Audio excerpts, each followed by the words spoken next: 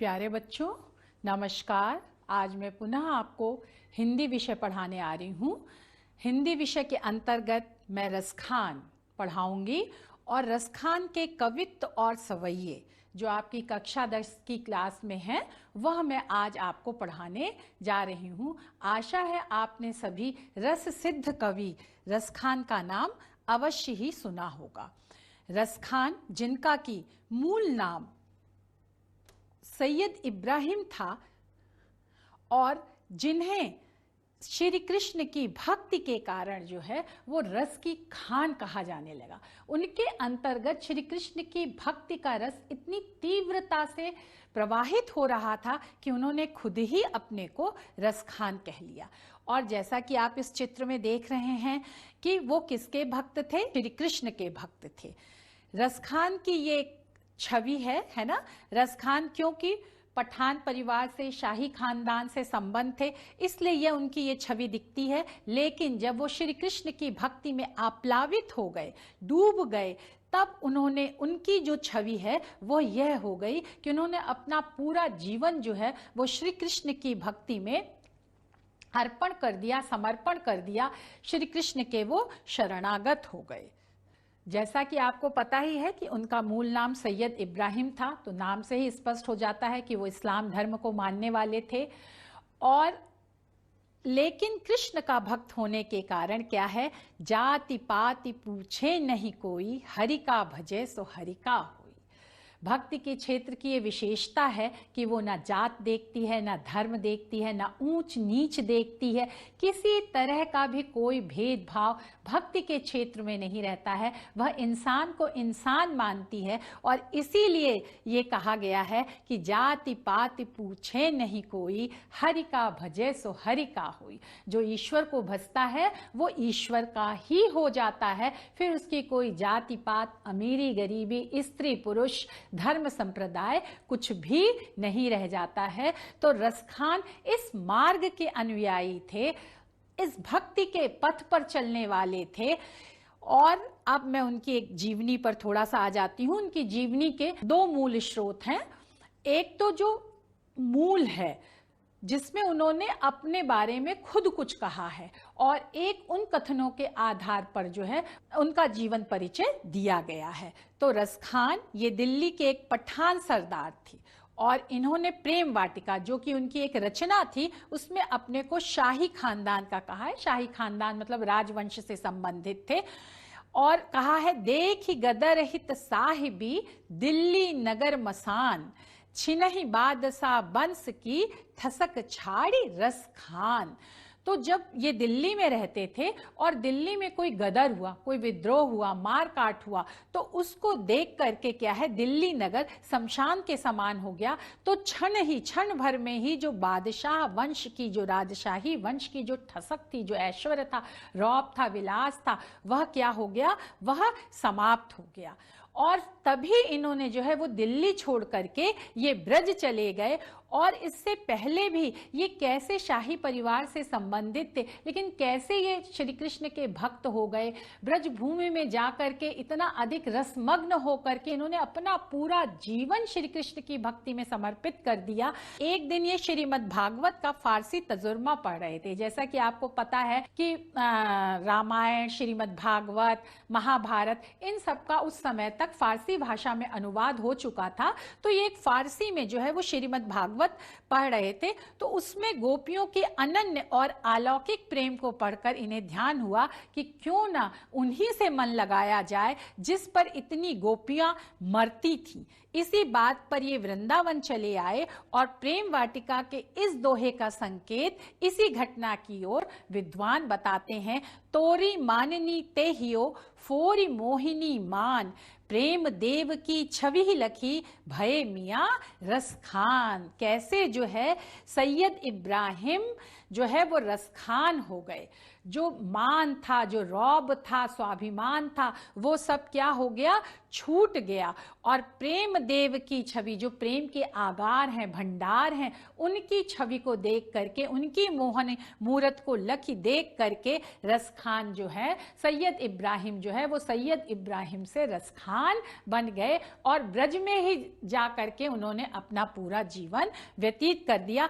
तो यह जो रसखान ने अपनी रचनाओं में खुद अपने विषय में लिखा है, उसके आधार पर वह सैयद इब्राहिम से रसखान कैसे बन गए, कैसे इतने बड़े कृष्ण के भक्त हो गए, इसका साक्ष्य और प्रमाण उनकी ही रचनाओं के आधार पर मिल जाता है।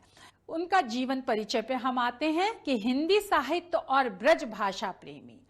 हिंदी साहित्य में रसखान का स्थान भक्त कवियों में अत्यधिक उच्च है। और उन्होंने अपने साहित्य में किस भाषा का प्रयोग किया? उन्होंने अपने साहित्य में ब्रज भाषा का प्रयोग किया।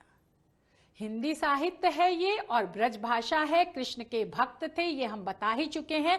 और मुसलमान कवियों में, इस्लाम धर्म को मानने वाले कवियों में रसखान का स्थान अग्रगण्य है, सबसे आगे है। और विद्वानों द्वारा इनका मूल नाम सैयद इब्राहिम माना जाता है।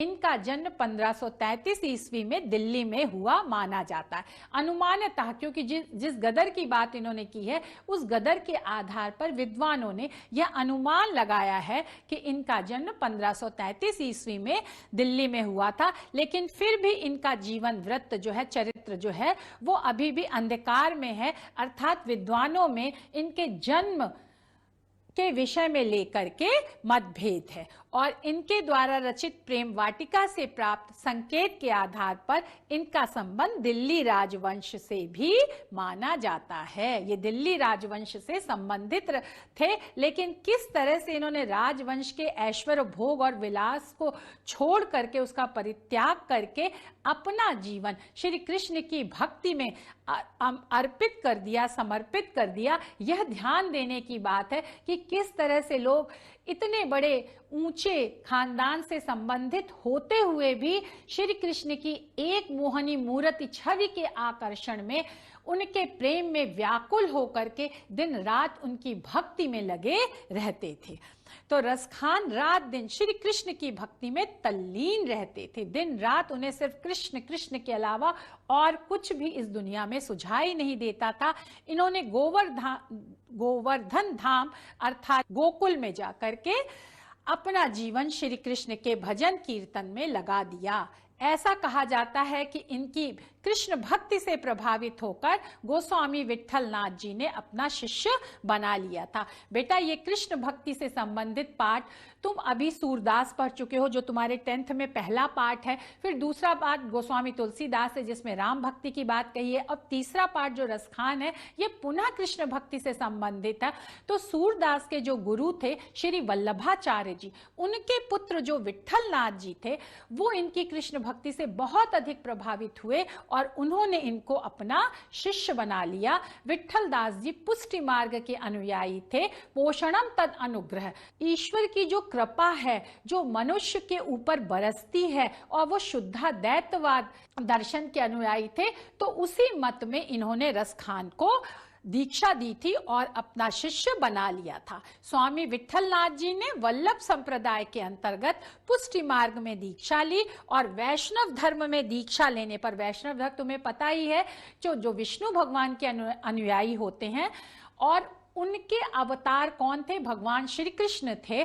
तो इसलिए क्या कहा जाता है कि विष्णु के ही अवतार श्री कृष्ण, इसलिए श्री कृष्ण की भक्ति करने पर वह सब वैष्णव धर्म के अंतर्गत आ जाता है। और वैष्णव धर्म में दीक्षा लेने पर इनका जो लौकिक प्रेम था, इनका संसार के प्रति जो प्रेम था, संसार के प्रति जो आकर्षण था, वह सांसारिक आकर्षण जो है वो आध्यात्मिक प्रेम में बदल गया, अलौकिक प्रेम में बदल गया। और इस तरह रसखान श्री कृष्ण के अनन्य भक्त बन गए। श्री कृष्ण के अलावा उन्होंने अन्य किसी देवी देवताओं की उपासना नहीं की है, पूजा नहीं की है, ना अन्य कोई दूसरा नहीं है। एक निष्ठ, एकमात्र, एकमेव श्री कृष्ण ही उनके आराध्य हैं, उनके पूजक हैं। और उनके जीवन का सार है।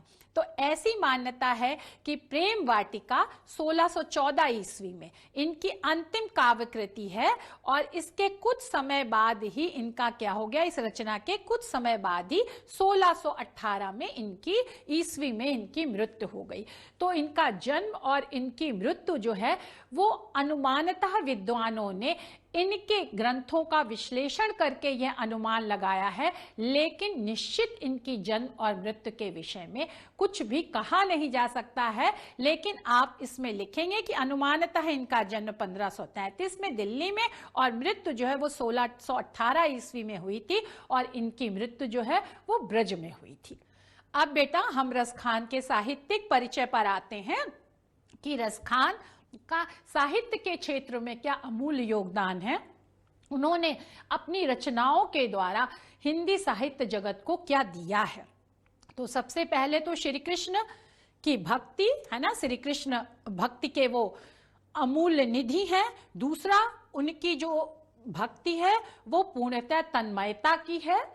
तीसरा, उन्होंने कविता का सृजन किया है, उन्होंने काव्य का सृजन किया है और इनका अरबी और फारसी भाषा पर इनकी बहुत अच्छी पकड़ थी। इसके साथ ही साथ इन्होंने जो है वो ब्रज भाषा का तो इन्हें गहन ज्ञान था ही था।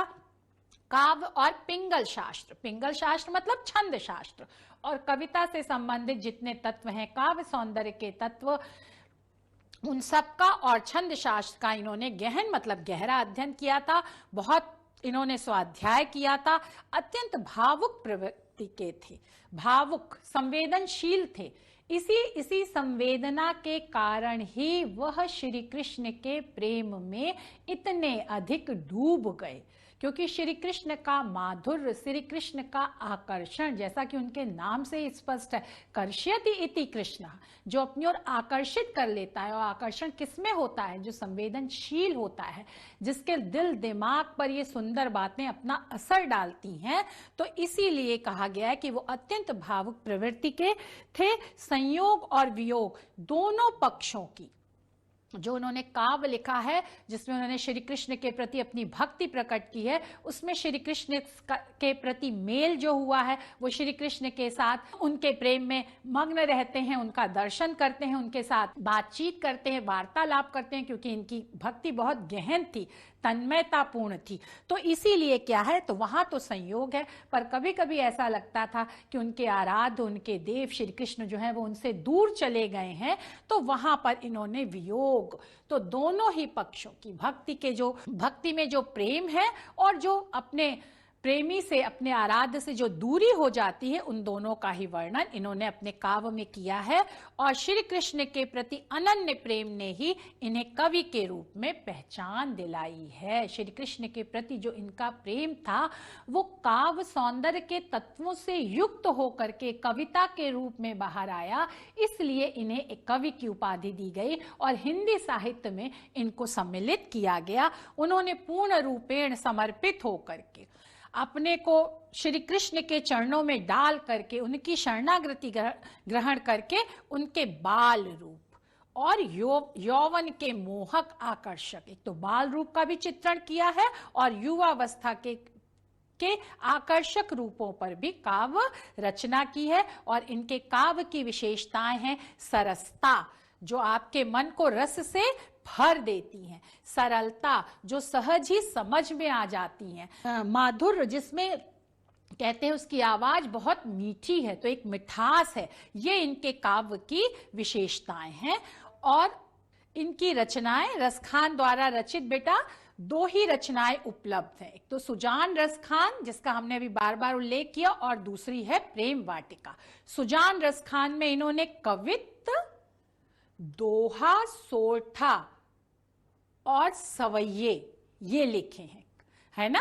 इसमें क्या लिखा है? कवित्त, दोहा, सोठ और सवैये लिखे हैं। ये छंद के प्रकार हैं। तो इन छंदों के प्रकार में ही उन्होंने कविता लिखी है, अपना पद्य लिखा है। ये 139 करीब 139 छंदों को इसमें एकत्रित किया गया है, इकट्ठा किया गया है। यह भक्ति और प्रेम विषय पर मुक्तक काव्य है। मैं पहले के भी अध्याय में आपको बता चुकी हूं कि प्रबंध काव्य के दो भेद होते हैं, है ना। एक प्रबंध काव्य, और जिसके अंतर्गत जो है वो एक प्रबंध काव्य हो गया, एक खंड काव्य हो गया, और फिर जो उसका दूसरा भेद क्या होता है वो मुक्तक काव्य होता है। मुक्तक काव्य में जिसमें कि किसी विशेष भाव को लेकर के ही कवि अपनी रचनाएं करता है, जिसमें ऊपर की पंक्तियों का नीचे की पंक्तियों से, पद से, कविता से कोई संबंध नहीं होता है। इसमें पूर्वापर का संबंध नहीं होता, इसमें कोई विशेष घटना नहीं होती, कोई विशेष चरित्र नहीं होता। भावों को लेकर के ही कवि अपनी कविता को अपने की रचना करता है, उनको अभिव्यक्त करता है। दूसरी प्रेम वाटिका, इसमें केवल 25 दोहे हैं। इस रचना में प्रेम रस का पूर्णतः परिपाक हुआ है। परिपाक मतलब अपनी परिपक्वा अवस्था पर वो पहुंच गया है, ऊंचाई पर पहुंच गया है, और रसखान की समग्र रचनाएं कृष्ण भक्ति और ब्रज के प्रेम से जो है लिप्त हैं, भरी पूरी हैं, उसी में डूबी हैं। अब हम इनकी भाषा शैली पर आते हैं कि इनकी कविता में जनसाधारण, जो आम आदमी बोलता था, उस भाषा का प्रयोग हुआ है। जो आम आदमी जो ब्रज भाषा बोलता था, जिससे कि उनके काव्य को आम आदमी बहुत अच्छी तरह से समझ लेता था, उसमें निहित भावों का वह रसास्वादन कर पाता था। इसलिए इनकी भाषा का स्वरूप सरल, आसानी से समझ में आने के योग्य है और सहज है। सहज मतलब जो आम बोलचाल की भाषा होती है, जो मनुष्य के अंदर से स्वाभाविक रूप से निकलती है, तो वह सहजता है। तो अनेक स्थानों पर इन्होंने अपने काव्य में जो है वो मुहावरों का प्रयोग, प्रचलित मतलब जो चलन में थे, जो उपयोग में थे, जिनका लोग प्रयोग करते थे, है ना, उन मुहावरों का भी अपनी रचनाओं में प्रयोग किया है। दोहा, कवित्व और सवैया, तीनों छंदों पर इनका पूरा अधिकार था। इसकी बहुत अधिक इन्हें जानकारी थी।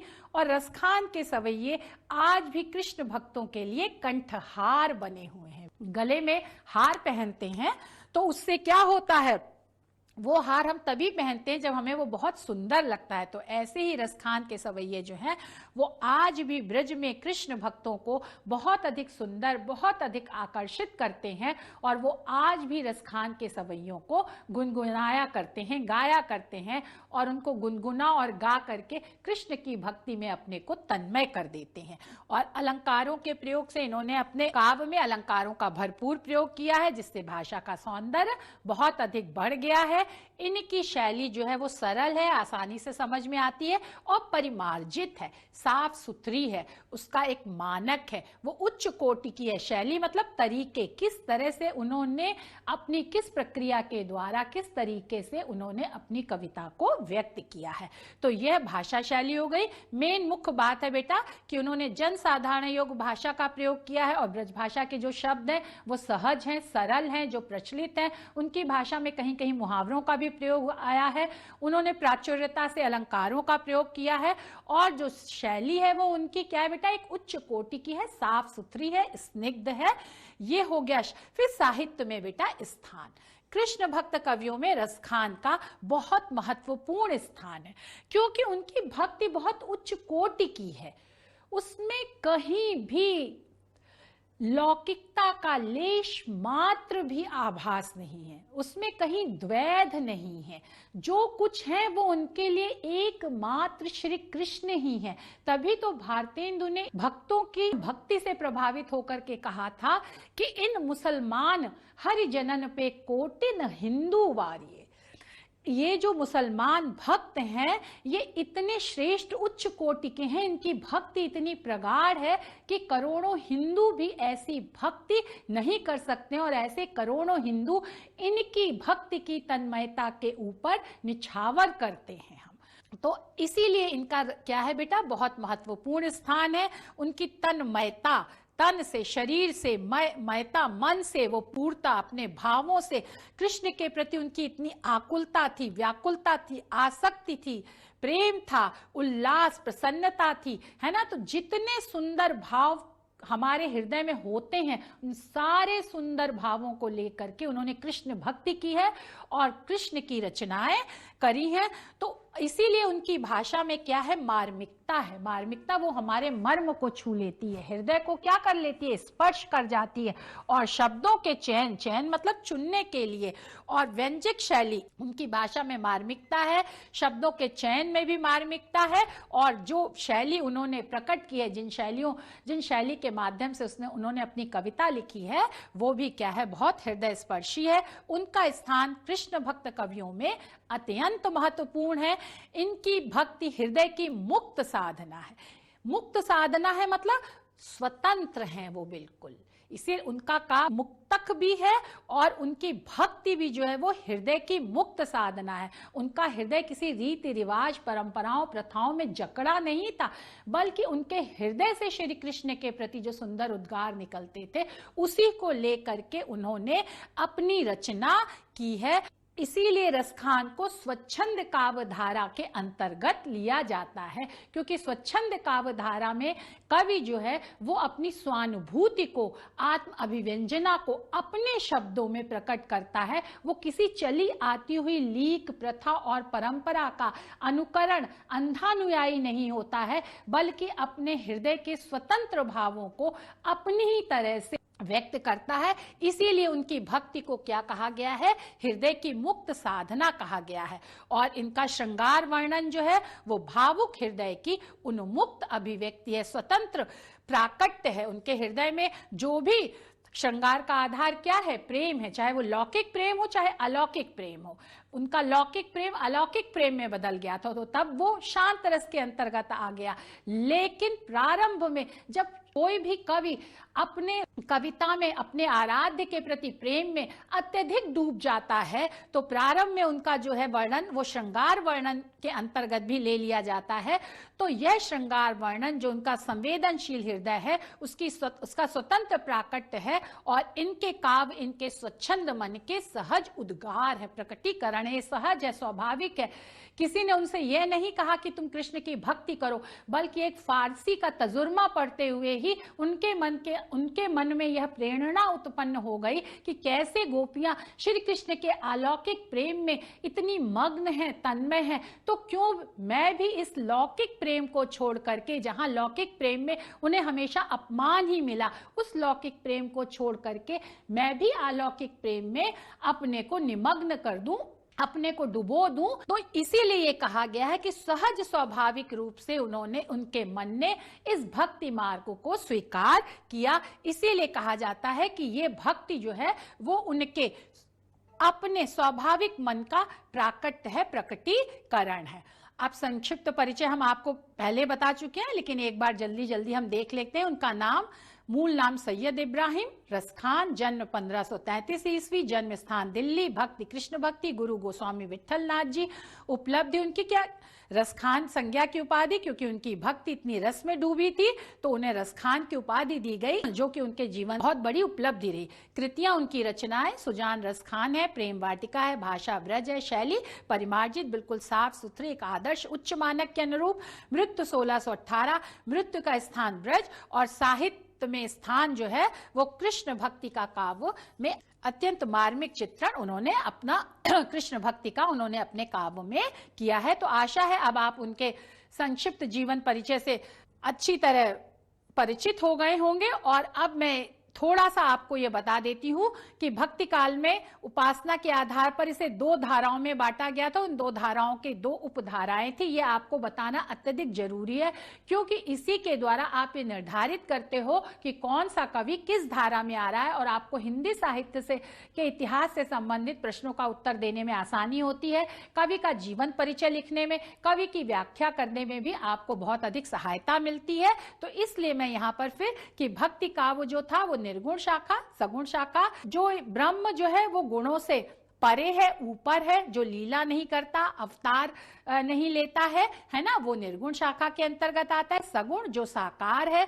जो अवतार लेता है, लीला करता है, वो सगुण ब्रह्म की संज्ञा से विभूषित किया जाता है। निर्गुण शाखा के दो धाराएं हो गई, ज्ञानाश्रयी जिनमें ज्ञान को महत्व दिया गया, वो कबीर जिसमें प्रेम को महत्व दिया गया है ना, वो प्रेमाश्रयी शाखा कही गई, और जिसके प्रतिनिधि कवि जायसी हुए। और सगुण शाखा के भी दो धाराएं, कृष्ण भक्ति शाखा सूरदास जिसके प्रतिनिधि कवि सूरदास हैं, लेकिन जिसमें मीरा है, रसखान है, ये सब और बहुत सारे कवि भी कृष्ण भक्ति शाखा के अंतर्गत आते हैं। इसलिए मैंने यहां पर आपको इस चार्ट के द्वारा जो है स्पष्ट कर दिया कि आपके दिल दिमाग में ये बात बिल्कुल बैठ जाए, हिंदी साहित्य के इतिहास और हिंदी साहित्य के जो कवि हैं उनसे संबंधित जानकारी आपकी बिल्कुल स्पष्ट हो जाए। फिर राम भक्ति शाखा दूसरी जो है सगुण शाखा, जिसके प्रतिनिधि कवि तुलसी हैं और जो राम को ही अपना आराध्य मानते थे।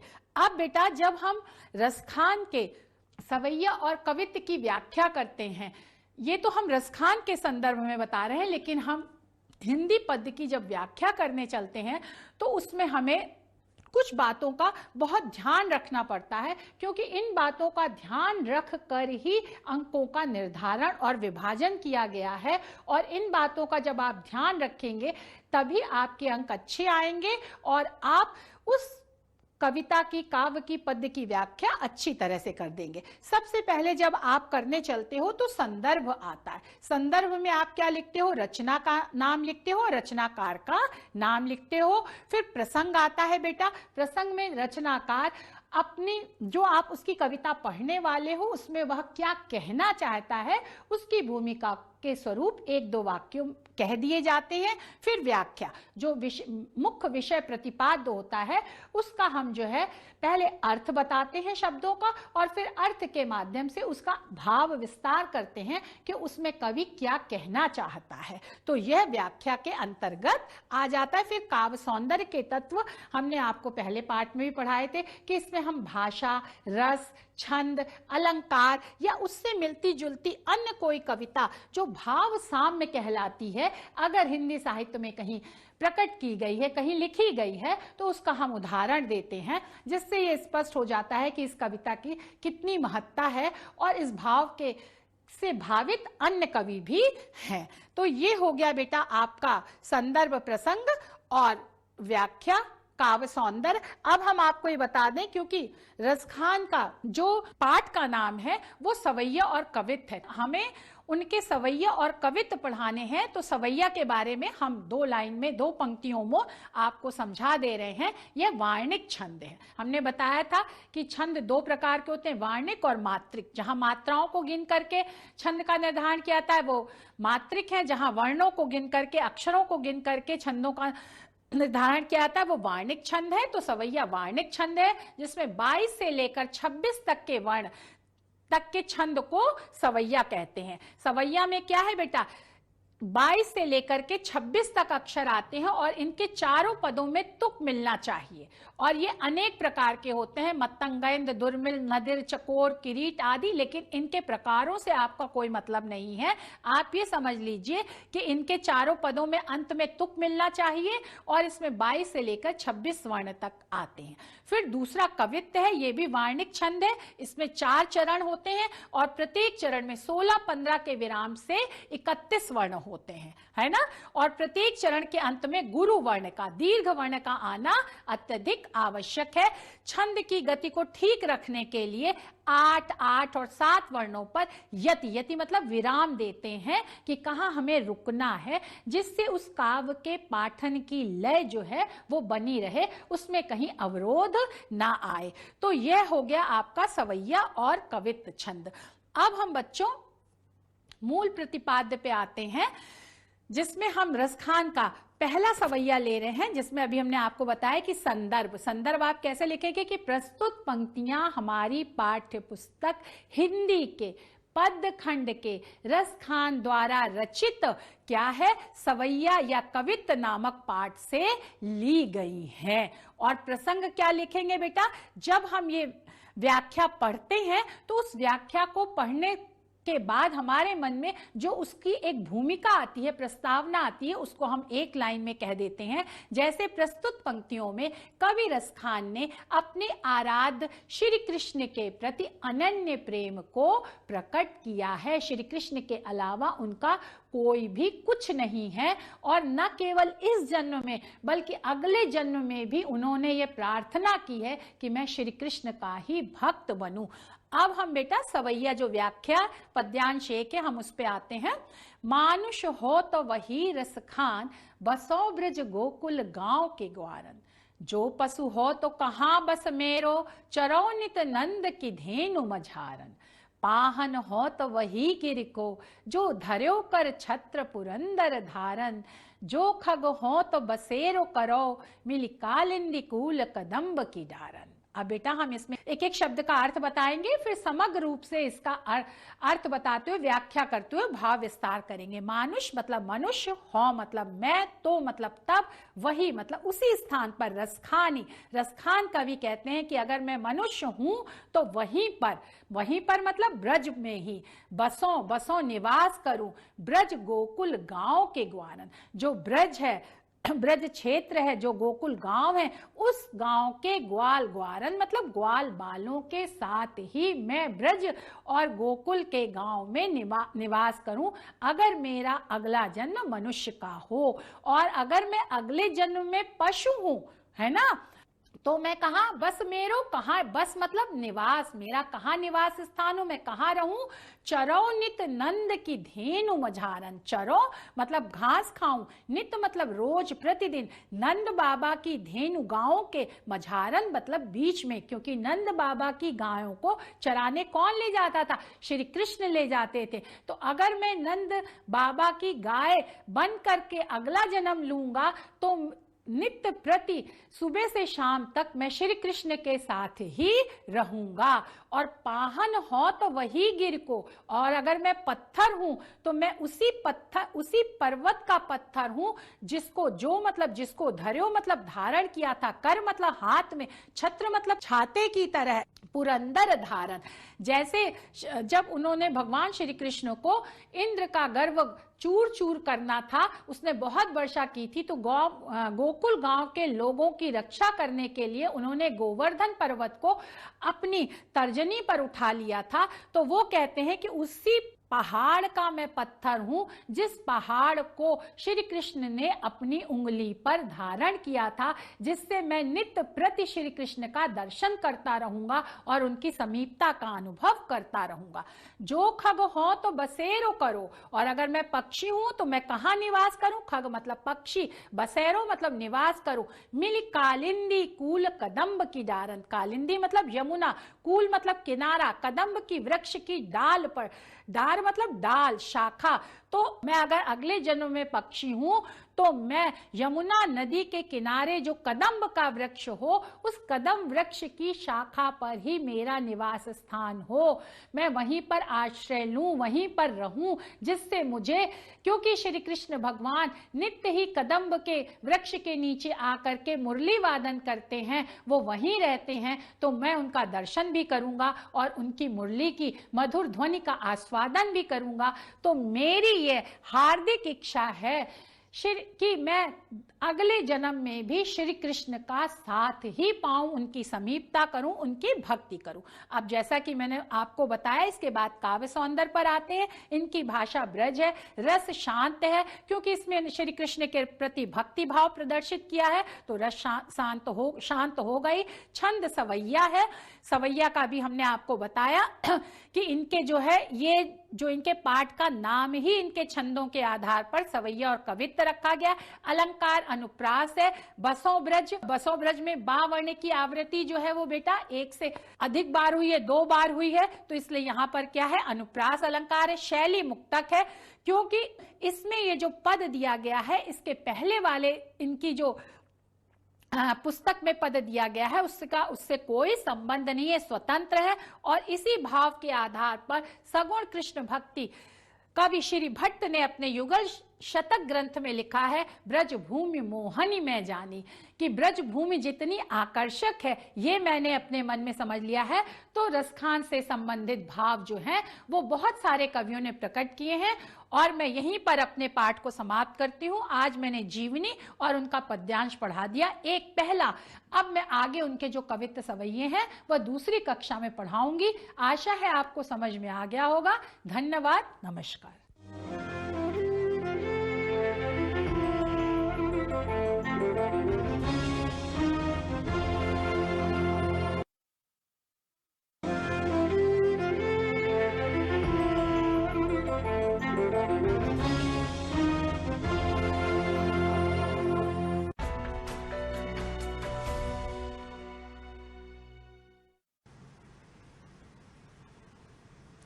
हेलो स्टूडेंट्स, मेरा नाम दिव्या जायसवाल है, रसायन विज्ञान प्रवक्ता AP Sen memorial girls inter college Lucknow से।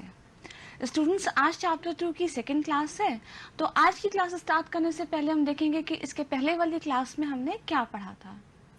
स्टूडेंट्स, उसमें हमने विलयन की परिभाषा, उसके बाद विलयन के अवयव जो कि 2 होते हैं, विलय और विलायक।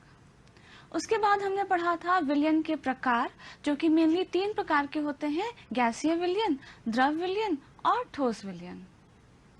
उसके बाद हमने विलयन की सांद्रता के बारे में पढ़ा था तथा उसको व्यक्त करने के विभिन्न तरीके भी पढ़े थे, जिसमें प्रतिशतता पढ़ा था। उसके बाद पार्ट्स पर मिलियन के बारे में पढ़ा था।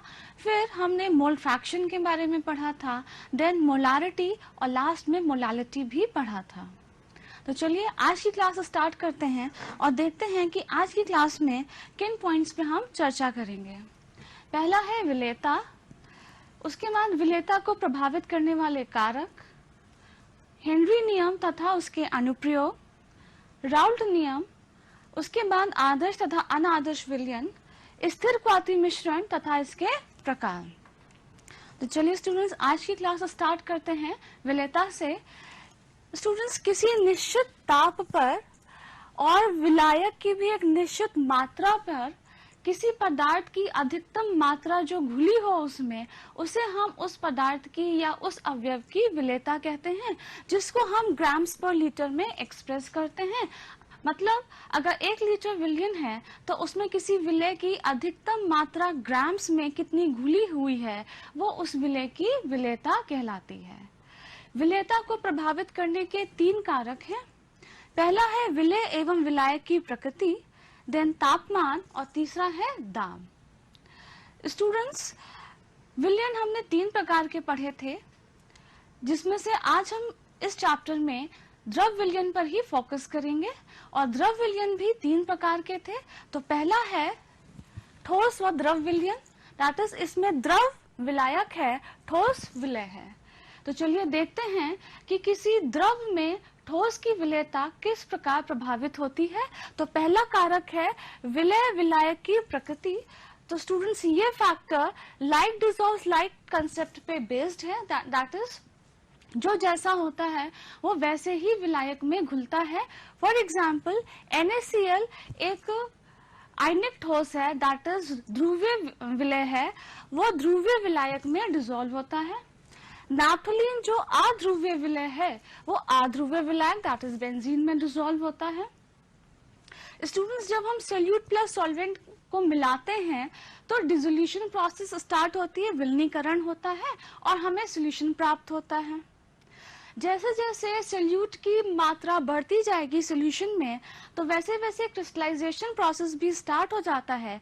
जो ऑलरेडी डिसॉल्व्ड विलय के कण हैं सॉल्यूशन में, वो अलग हो जाते हैं, क्रिस्टल बन करके बीकर के बॉटम में बैठ जाते हैं। तो स्टार्टिंग में डिसोल्यूशन प्रोसेस फास्ट होती है, क्रिस्टलाइजेशन प्रोसेस स्लो होती है। बट एक पॉइंट ऐसा आता है जब दोनों प्रोसेसेस दैट इज डिसोल्यूशन और क्रिस्टलाइजेशन की दर समान हो जाती है, उसे हम कहते हैं इक्विलिब्रियम। तो इस इक्विलिब्रियम पे जो विलयन हमें प्राप्त होगा उसे हम संतृप्त विलयन कहेंगे। इस संतृप्त विलयन में विलायक की एक निश्चित मात्रा है और टेम्परेचर भी जब अगर हम कांस्टेंट रखते हैं तो उसमें विलय की जितनी भी अधिकतम मात्रा उसमें घुली होगी वो हम उस विलय की विलेयता कहेंगे। चलिए दूसरा फैक्टर देखते हैं कि ताप का क्या प्रभाव होता है। तो स्टूडेंट्स, हमने थर्मोडायनेमिक्स में पढ़ा हुआ है कि हीट एक्सचेंज के आधार पर रिएक्शंस को दो कैटेगरीज में डिवाइड किया गया है, endothermic reaction and exothermic reaction. अगर डेल्टा एच हम निगेटिव लिखते हैं दैट इज एक्सोथर्मिक रिएक्शंस हैं, और ला शातेलिय नियम के अनुसार आप पढ़ चुके हैं कि एक्सोथर्मिक रिएक्शंस का अगर हम टेम्परेचर बढ़ाते हैं तो वो रिएक्शन बैकवर्ड फ्लो करती हैं, दैट इज क्रिस्टलाइजेशन प्रोसेस उसमें डोमिनेट करेगी, या ये भी कह सकते हैं कि विलेयता घटेगी।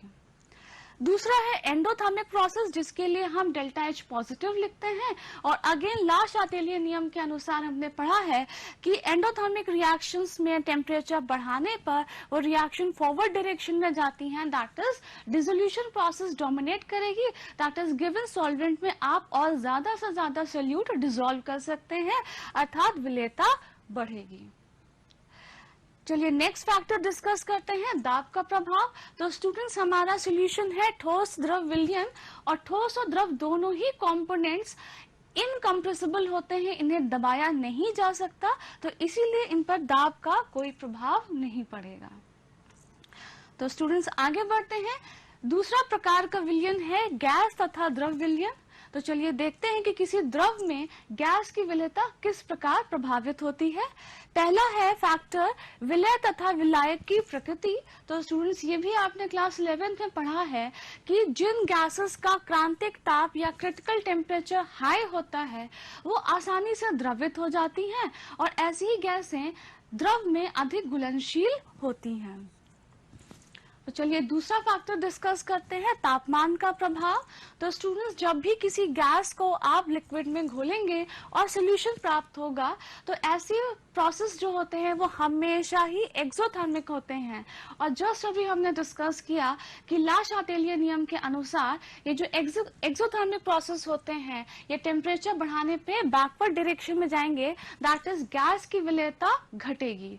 और यही कारण है कि जो एक्वेटिक स्पीशीज होते हैं, जलीय जीव जंतु होते हैं, वो गर्म जल की तुलना में ठंडे जल में ज्यादा आराम से रह पाते हैं, क्योंकि ठंडे जल में ऑक्सीजन की मात्रा ज्यादा होती है।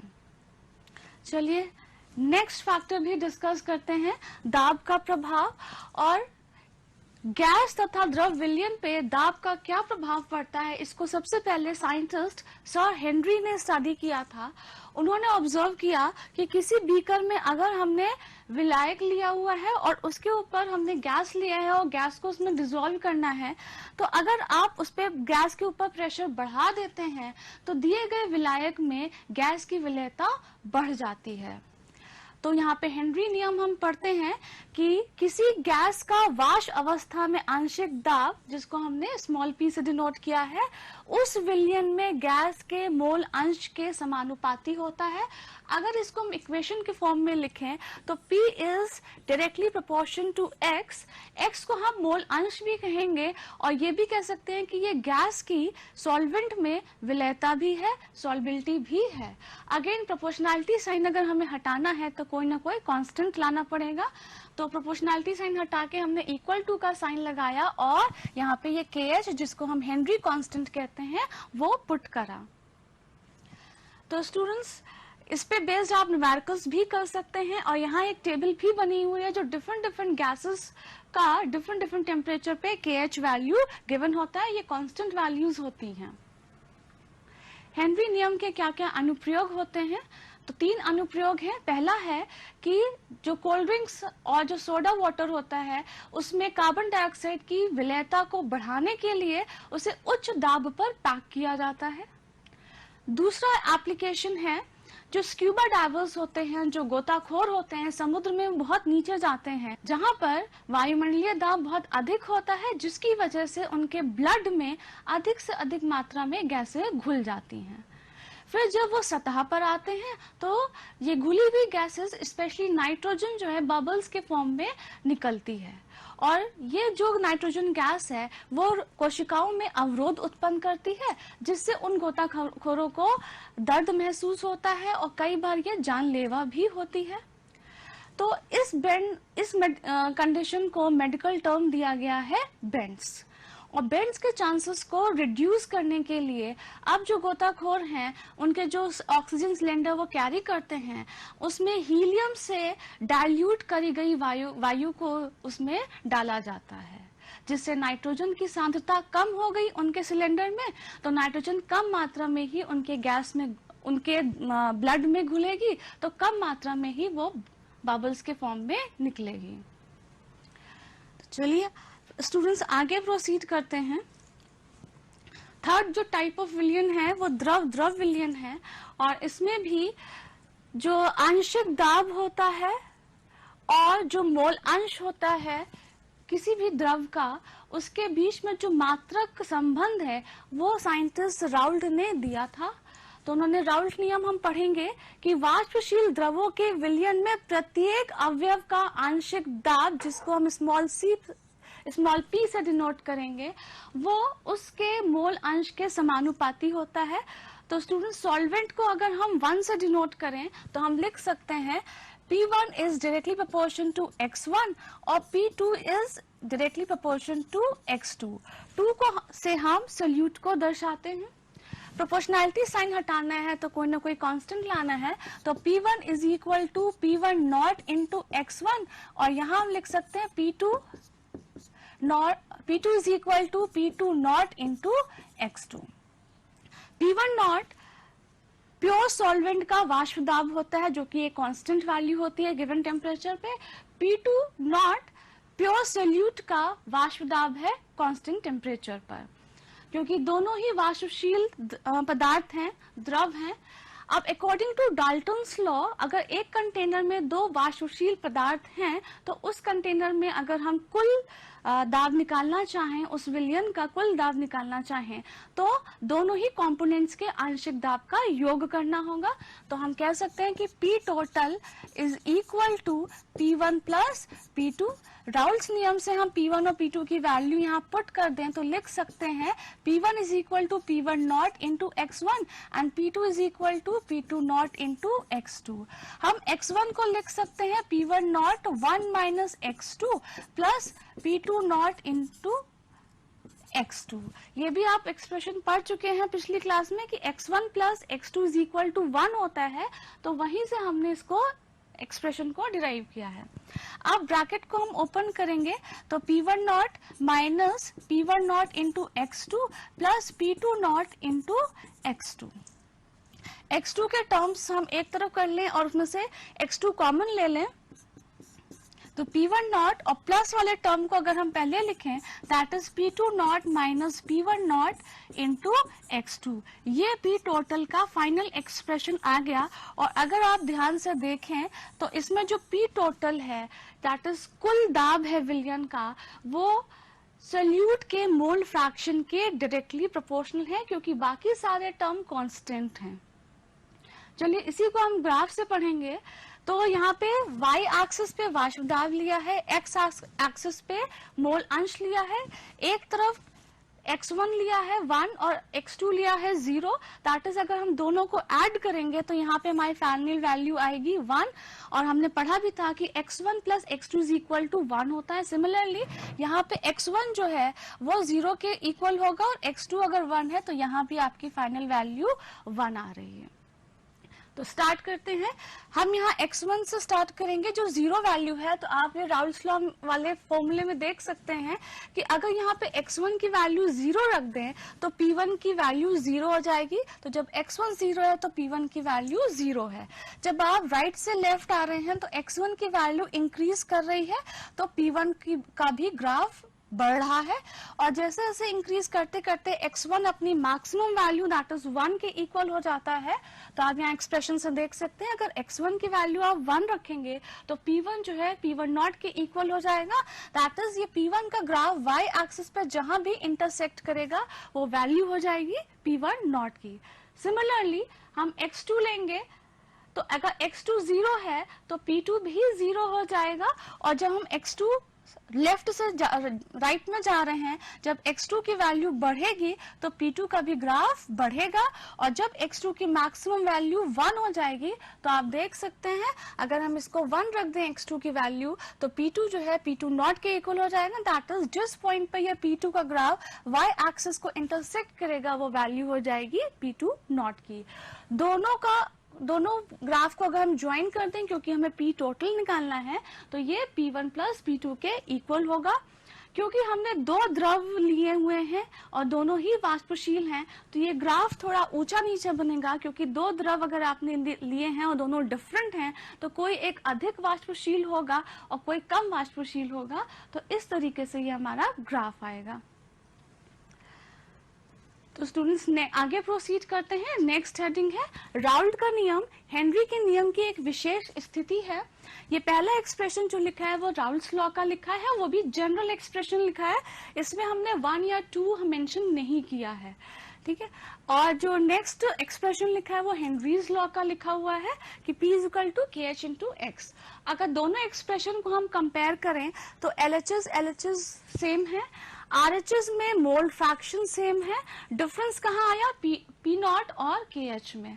तो वो कंडीशन जिसपे P नॉट KH के इक्वल हो जाता है, तो उस कंडीशन में हम कहते हैं कि राउल्ट का नियम हेनरी के नियम की एक विशेष स्थिति होती है। तो स्टूडेंट्स आगे बढ़ते हैं। ठोस पदार्थों का द्रवों में विलयन एवं उनका वाष्प दाब। स्टूडेंट्स ये फिगर बना हुआ है, यहाँ पे एक बीकर लिया है जिसमें शुद्ध विलायक लिया हुआ है और इसको क्लोज कंटेनर में लिया हुआ है। रूम टेम्परेचर पर ही इसमें वाष्पन प्रक्रिया होगी और वाष्पन प्रक्रिया एक सतह प्रक्रम होता है, दैट इज जो सरफेस पे मॉलिक्यूल्स हैं वो वाष्प अवस्था में जाएंगे।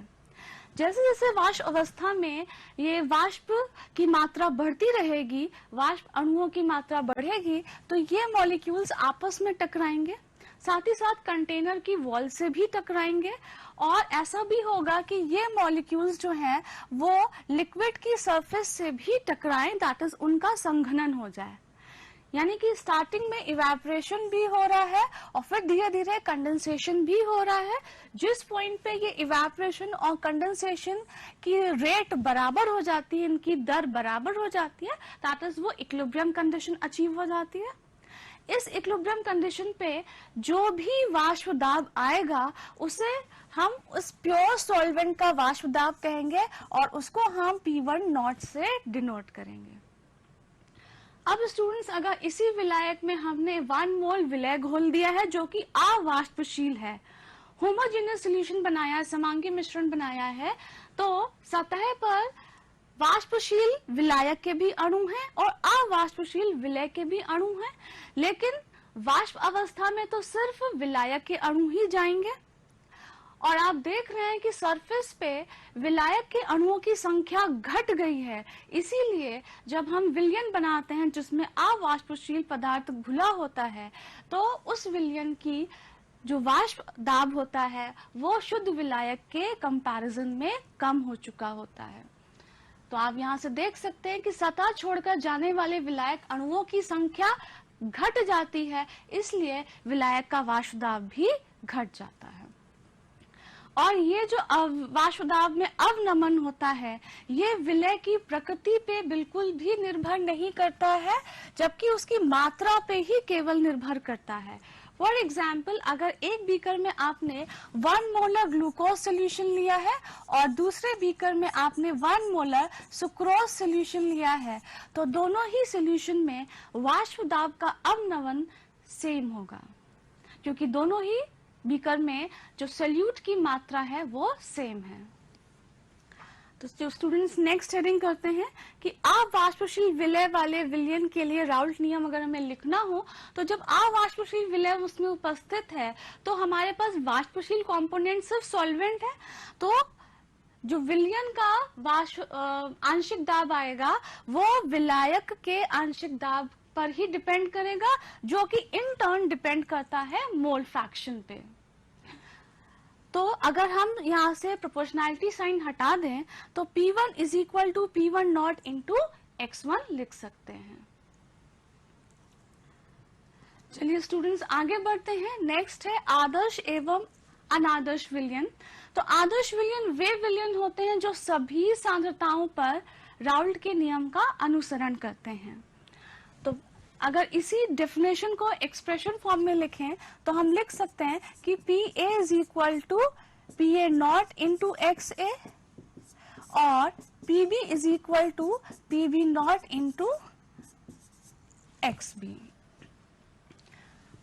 तो ये डेफिनेशन हो गया। दूसरा पॉइंट है delta H mixing is equal to 0 और डेल्टा V मिक्सिंग भी 0 होती है। ये दोनों पॉइंट्स गुण होते हैं आदर्श विलयन के। दैट इज अगर आप 10 ml लिक्विड A मिक्स कर रहे हैं और 10 ml लिक्विड B मिक्स कर रहे हैं तो टोटल सोल्यूशन 20 ml आना चाहिए। ये सोल्यूशन है।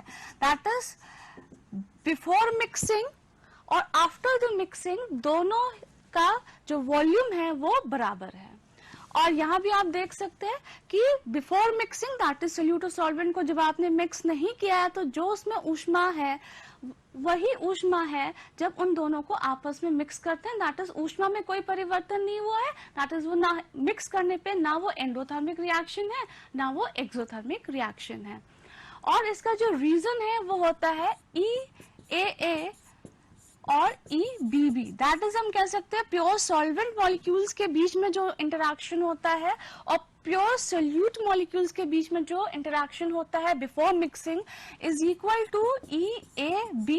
दैट इज जब सोल्यूशन बना लिया है तो सॉल्वेंट्स और सोल्यूट मॉलिक्यूल्स के बीच में भी इंटरेक्शन बिल्कुल वैसा था जो बिफोर मिक्सिंग उनके अपने प्योर कंपोनेंट के मॉलिक्यूल्स के बीच में था।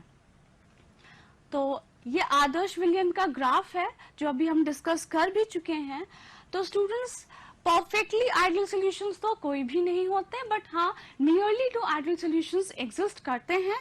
तो अगर आप N-हेक्सेन और N-हेप्टेन को मिलाएंगे तो नियरली टू आइडियल सॉल्यूशन मिलेगा। दूसरा एग्जांपल है bromo ethane and chloro ethane को मिलाने पर भी नियरली टू आइडियल सॉल्यूशन मिलेगा। और लास्ट है बेंजीन और टोलीन। तो स्टूडेंट्स अगर आपने एक चीज नोटिस करी हो तो ये जितने भी अवयव लिखे हुए हैं इनकी स्ट्रक्चर वाइज और ये पोलैरिटी ऑलमोस्ट सेम है। दैट इज वो पदार्थ जो स्ट्रक्चर वाइज और पोलैरिटी वाइज ऑलमोस्ट सिमिलर हैं, अगर उनको मिक्स किया जाए तो कम से कम नियरली टू आइडियल सॉल्यूशन हमें प्राप्त हो सकते हैं। तो स्टूडेंट्स आगे बढ़ते हैं, अनादर्श विलयन के बारे में पढ़ेंगे। वे विलयन जो राउल्ट्स का नियम का अनुसरण सभी सांद्रताओं पर नहीं करते हैं उन्हें हम अनादर्श विलयन कहते हैं। अनादर्श विलयन दो प्रकार के होते हैं। पहला है राउल्ट नियम से धनात्मक विचलन प्रदर्शित करने वाले अनादर्श विलयन और दूसरा है राउल्ट नियम से ऋणात्मक विचलन प्रदर्शित करने वाले अनादर्श विलयन।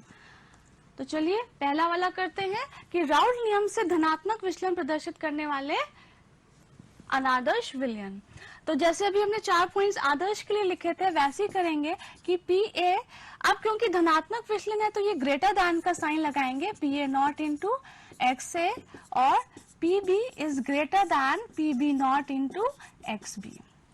डेल्टा H मिक्सिंग भी ग्रेटर दैन 0 हो जाएगा, डेल्टा V मिक्सिंग भी ग्रेटर दैन 0 होगा और रीजन है EAA that is solvent solvent interaction and solute solute interaction is greater than solvent and solute interaction जब उनको आपस में मिक्स कर दिया है, विलयन बना लिया है। एग्जाम्पल ले लें एसीटोन और कार्बन डाइसल्फाइड का। मिक्स करने से पहले जब ये प्योर कंपोनेंट है तो इनके बीच में डायपोल डायपोल इंटरैक्शंस हैं और जब इनको आप मिक्स करते हैं तब इनके जो पहले इंटरैक्शन था वो काफी स्ट्रांग है, बाद वाले इंटरैक्शन स्ट्रांग नहीं है जिसकी वजह से इनके बीच में कोई खास बॉन्डिंग नहीं होती है। और फिर भी अगर आप एसीटोन में कार्बन डाइसल्फाइड मिक्स करना चाहते हैं दैट इज पुराने बॉन्डिंग को आपको तोड़ना पड़ेगा और बॉन्डिंग तोड़ने के लिए हमेशा एनर्जी जरूरत होती है, इसीलिए डेल्टा H यहाँ पे greater than 0 that is positive आएगा। कोई खास बॉन्डिंग नहीं है इसलिए ये वॉल्यूम भी ज्यादा ऑक्युपाई करेंगे, एक्सपेक्टेड से ज्यादा, वो भी थोड़ा सा, दैट इज 10 ml अगर A लेंगे प्लस 10 ml अगर B लें तो 20 आना चाहिए, लेकिन लगभग 20.1 ml हमें सोल्यूशन मिलता है, इसलिए डेल्टा V भी पॉजिटिव आएगा। और क्योंकि इसमें खास बॉन्डिंग नहीं है सॉल्यूशन बनाने के बाद, यानी ये आसानी से वाष्पित हो सकते हैं, दैट इज ए की वैल्यू PA0 इंटू XA से ज्यादा होगी, उसी तरह B की भी वैल्यू ज्यादा होगी। यानी अनुमानित तो था कि ये ग्राफ आना चाहिए, बट अनुमानित से ज्यादा है, P1 या PA का ग्राफ बोल सकते हैं। और तीसरे P2 का भी अनुमानित ग्राफ ये था, जो बट एक्चुअल में धनात्मक विचलन है, तो ग्राफ ये इस कर्वेचर के साथ आएगा। क्योंकि P1 P2 का मान ज्यादा है तो P टोटल का भी मान ज्यादा होगा। सिमिलरली अगर ऋणात्मक विचलन है तो उन्हीं फॉर्मूलेस को अगर हम लिखेंगे, बट इस बार लेस देन का साइन लगाएंगे, तो PA0 इंटू XA और PB is less than PB0 into XB। Delta H mixing भी लेस देन 0 होगा, डेल्टा V मिक्सिंग भी लेस देन 0 होगा। और रीजन है कि प्योर सॉल्वेंट सॉल्वेंट और प्योर सोल्यूट सोल्यूट से जो इंटरेक्शन हो रहा है, वो सोल्यूशन बनाने के बाद सॉल्वेंट सोल्यूट का इंटरेक्शन काफी ज्यादा स्ट्रांग है, जिसकी वजह से यानी स्ट्रांग बॉन्डिंग हो रही है, जिसकी वजह से ऊष्मा निकलेगी तो डेल्टा H निगेटिव हो जाएगा। यहाँ पे जब एसीटोन और क्लोरोफॉर्म को मिक्स करते हैं तो हाइड्रोजन बॉन्डिंग होती है। जब हाइड्रोजन बॉन्डिंग स्ट्रांग बॉन्डिंग है तो ये कम वॉल्यूम ऑक्युपाई करेंगे, पास पास आ जाएंगे। और जब ये आपस में स्ट्रांग बॉन्डिंग से बॉन्डेड है तो इनका जो आंशिक दाब है वो भी एक्सपेक्टेड से कम हो जाएगा, दैट इज ग्राफ का जो कर्वेचर है वो नीचे से बनेगा और पी टोटल भी इसलिए घट जाएगा। तो आज का लास्ट टॉपिक है कि स्थिर क्वांटी मिक्सचर दैट इज एजियोट्रॉप्स, ये द्विघटीय मिश्रण होते हैं जिनका द्रव और वाष्प अवस्था में संगठन एक समान होता है, साथ ही साथ एक स्थिर ताप पर ये उबलते हैं और इनके घटकों को इवन प्रभाजी आसवन विधि द्वारा भी सेपरेट नहीं किया जा सकता है। ये दो प्रकार के होते हैं, न्यूनतम क्वथनांकी और अधिकतम क्वथनांकी।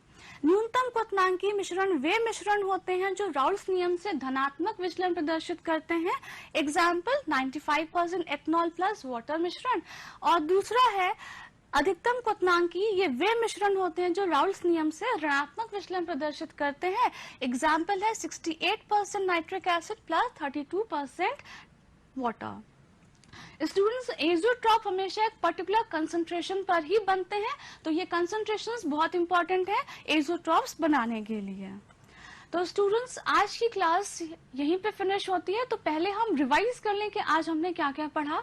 आज हमने विलेयता के बारे में पढ़ा, फिर विलेयता को प्रभावित करने वाले कारकों के बारे में पढ़ा, जिसमें हमने हेनरीज लॉ भी पढ़ा और राउल्स लॉ भी पढ़ा। साथ ही साथ हेनरीज लॉ के हमने अनुप्रयोग भी देखे थे। उसके बाद हमने आदर्श व अनादर्श विलयन के बारे में पढ़ा और लास्ट में हमने एजियोट्रॉप्स और उसके प्रकार के बारे में पढ़ा। तो स्टूडेंट्स, आज का गृह कार्य नोट कर लीजिए कि 10 ml द्रव A प्लस 10 ml द्रव B को अगर मिलाया जाए और 19.9 ml विलयन प्राप्त होता है, तो यह विलयन राउल्स नियम से किस प्रकार का विचलन प्रदर्शित करता है और क्यों। 10 ml द्रव A और 10 ml द्रव B अगर 20.1 ml विलयन हमें इससे प्राप्त होता है, तो उक्त विलयन राउल्स नियम से किस प्रकार का विचलन प्रदर्शित करता है और क्यों।